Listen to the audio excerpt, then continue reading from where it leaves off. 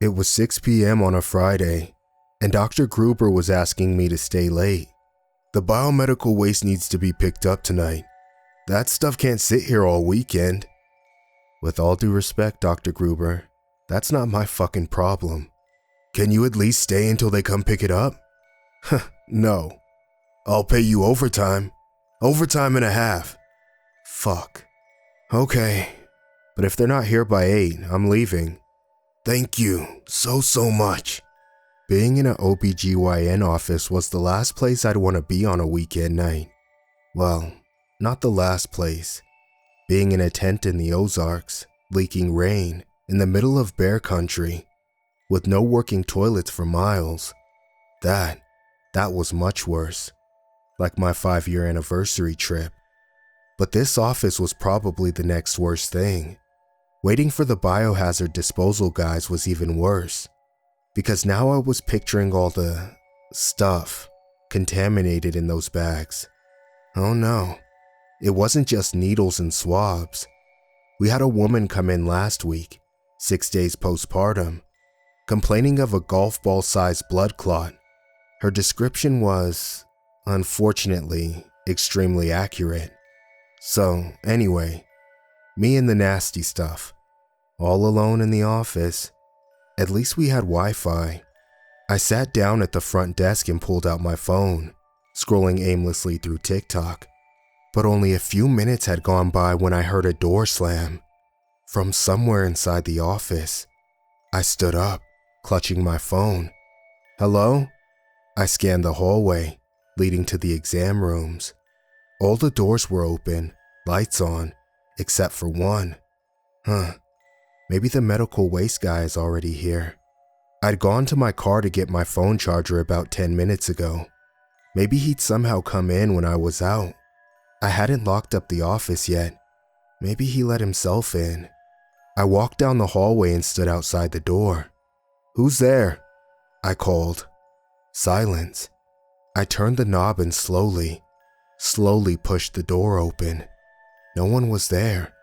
The bed was empty, clean paper pulled down over the upholstery. The fluorescent light flickered lazily overhead. A few drops of water dripped from the tap. I sighed, turned the tap all the way off, and walked back over to the front desk. I plopped down in the chair and pulled up TikTok again. But a few minutes later, I heard something else. A little thump, barely audible, coming from the waiting room. I frowned, stood up, and looked through the glass. But the waiting room was empty. Everything was as it should be. The fake ficus in the corner, the gross beige chairs, and the splattery modern art hanging on the walls. I sighed and called the number Dr. Gruber had left for the waste management guys. They assured me that they would be here within the hour, which meant we'd still make our 8 o'clock reservation. Cool. I'd expected this to turn into a multi-hour disaster, but it seemed like people were being competent for once. I headed to the bathroom to fix my makeup. My husband and I had planned a date night tonight. We'd been empty nesters for a month now, with my youngest finally flying the coop and moving upstate. Don't get me wrong, I love my kids to death, but after 20 years of 3 boys trampling through the house, I needed a break.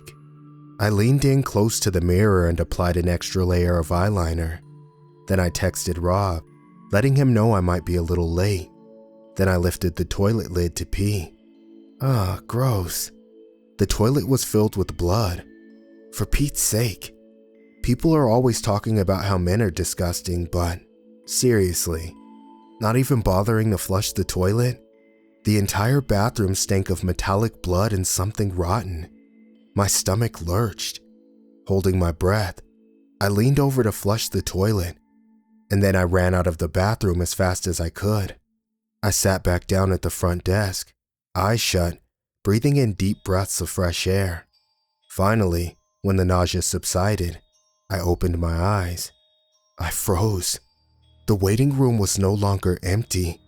There was a woman, sitting in the far corner facing away from me. Her long black hair cascading down the back of her seat. Her legs crossed neatly in front of her. For some reason, My heart began to pound. I approached the window and slid it open. "Are you from Apex Waste Removal?" We're closed," I called out. "But if you want to make an appointment for next week, I can help you do that." The woman didn't turn around. She didn't react in any way at all. She just sat there, perfectly still, turned away from me. Chills ran down my spine. The alarm bells were going off in my head. Something isn't right. I ducked away from the window, over to the door between the waiting room and the office, and locked it. I walked back over to the window. "I'm sorry, My breath caught in my throat. No one was there. I started to close the window, and that's when I noticed the paper. It was one of our patient intake forms, the kind we gave to new patients, asking about pre-existing conditions, previous births, etc. But instead of being filled out, there was just one word written in the space for the patient's name: beware. My throat went dry. Is that a threat? Beware of what? I stood there, tapping my hands on the counter. I pulled out my phone and called Rob. "Hey, can you come to my office?" I asked, scanning the waiting room. "I guess," he replied. "Everything okay?" "It's nothing," I said, forcing a laugh. "There was just this woman in the waiting room, and she was kinda creeping me out a bit. I don't really want to be here alone, so I thought, maybe you could stay here with me until the waste guys come." Sure," he said. "I'll be there in 20 minutes. I ended the call, glanced at the door to make sure it was locked, then went back to TikTok, waiting for Rob. About 5 minutes later, I decided to get up and stretch a little. As I did a final scan of the waiting room. That's when I realized the woman had never left.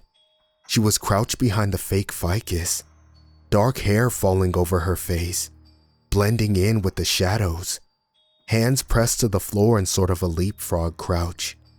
Still as a statue, completely naked. What the fuck? What the actual fuck? I ran down the hallway back into the office towards the exam rooms. Raced into exam room 2, slammed the door shut, and wedged the chair against it. I cowered against the back wall and pulled out my phone. She's still here," I whispered when Rob picked up. "She's still here." "What? Are you okay?" "I'm locked in the exam room."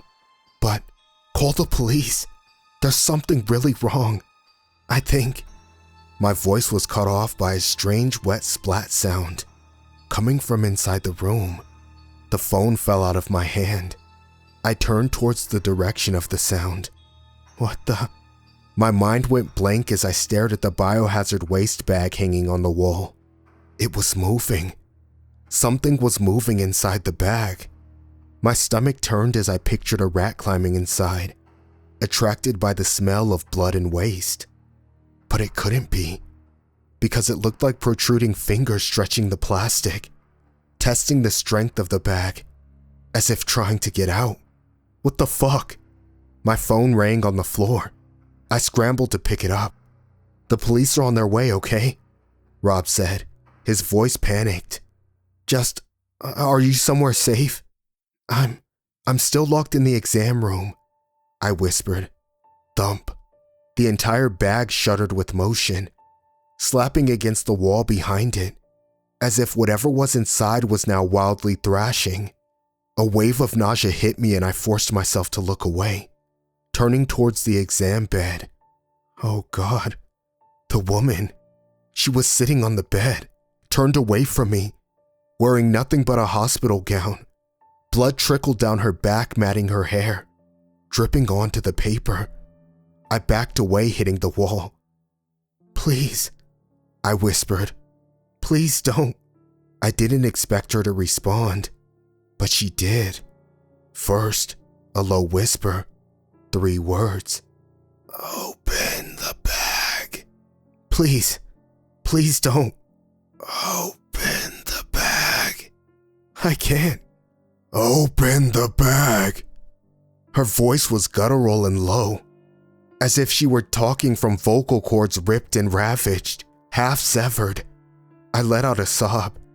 Her head began to swivel towards me. It was only attached to her neck by a thin strip of flesh. "Open the bag," she said again, her cheek, her ear, now visible to me. Her head tilted horribly wrong on her neck, threatening to slip off at any second. I reached up with shaking hands towards the biohazard bag. Rob was screaming for me from the phone on the floor, but I couldn't move. I couldn't pick it up. All I could do was grab the bag from the wall. It was no longer moving, and pull it open. No, among the used syringes, the cotton swabs, was a severed finger. When I'd stopped screaming, the woman was gone. The finger belonged to a woman in her 20s named Erica Howard.